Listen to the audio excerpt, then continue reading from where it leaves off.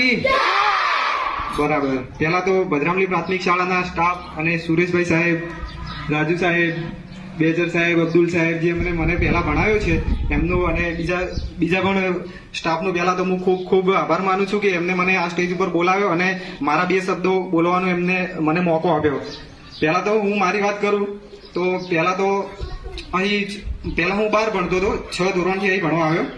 ત્યારથી મને એવું હતું કારણ કે ઘરની પરિસ્થિતિ એવી ખરાબ હતી ને એટલે ભણ્યા વગર નોકરી લીધા વગર છૂટકો નતો.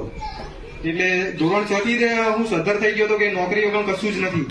એટલે હું ભણવાનું ચાલુ કર્યું.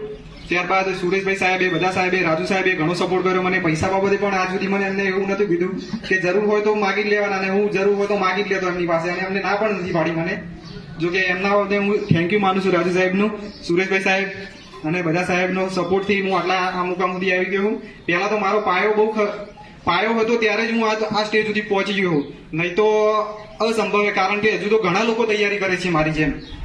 અને જે ફોરેસ્ટ ગાર્ડની ભરતી હતી એમાં 800 લોકો જ લેવાના હતા ગુજરાતમાંથી, આખા ગુજરાત સ્ટેટમાંથી, અને તેમાં 8 લાખ ફોર્મ ભરાણા હતા. મતલબ કે 100 લોકો 1 લાખ ફોર્મ ભરાણા હતા. એમાંથી હું સિલેક્ટ થઈને આવ્યો છું અને હાલ પંચમહાલમાં પાવાગઢ બાજુ નોકરી બજાવું છું, ફરજ બજાવું છું. અને 1 મહિનાની હું સારી જોબ પૂરી કરીને સીએલ મૂકીને